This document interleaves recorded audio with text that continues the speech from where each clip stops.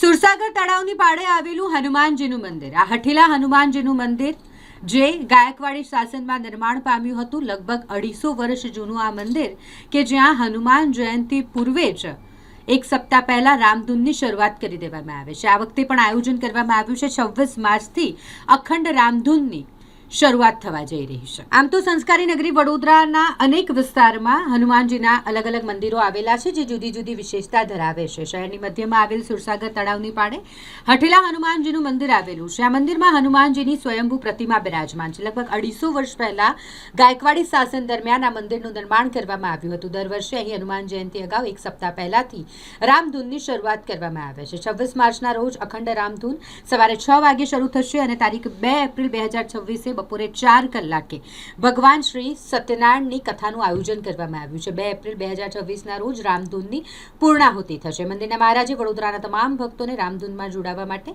આમંત્રણ આપ્યું છે. જય શ્રી રામ. સર્વ ભાવિ ભક્તોને જણાવવાનું કે સુરસાગર કિનારે આવેલું શ્રી હઠીલા હનુમાન મંદિર ખાતે જે વર્ષોની પરંપરાગત રીતે ચાલતી આવતી શ્રીરામ જય જય રામની ધૂનનું આપણે તારીખ 26ના રામનવમીથી તેની સવારે 6 વાગે શરૂઆત થશે અને ત્યારબાદ આપણે તારીખ 2 હનુમાન જન્મ ઉત્સવે સવારે 6 વાગે તેની પૂર્ણાહુતિ કરવામાં આવશે.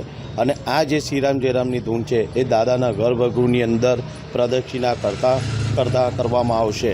તો મારે સર્વ ભાવિ ભક્તોને નમ્ર વિનંતી છે કે આ શ્રીરામ જય રામ ધૂનની અંદર લાભ લેવા વિનંતી છે. તથા તારીખ 2ના હનુમાન જન્મોત્સવ નિમિત્તે સવારે 5:25 આપણે દાદાનો જન્મ કરવામાં આવશે અને ત્યારબાદ દાદાને નવો શણગાર કરવામાં આવશે તથા ફૂલોના હિંડોળા કરવામાં આવશે અને ત્યારબાદ આપણે પ્રસાદનું વિતરણ કરવામાં આવશે અને ત્યારબાદ બપોરે 4 કલાકે આપણે શ્રી સત્યનારાયણની કથા રાખી છે અને ત્યારબાદ સાંજે 6 કલાકે આપણે પ્રસાદનું વિતરણ થશે તથા રાતે 8:30 કલાકે શ્રી દર્શન ભટ્ટના 100 ઘંટે સુંદરકાંડના પાઠનું આયોજન બી આપણે કર્યું હતું. આ તમામ પ્રોગ્રામ છે જે આપણે રાખ્યા છે તે દરેક ભાવિક ભક્તોએ લાભ લેવા નમ્ર વિનંતી. જય શ્રી રામ.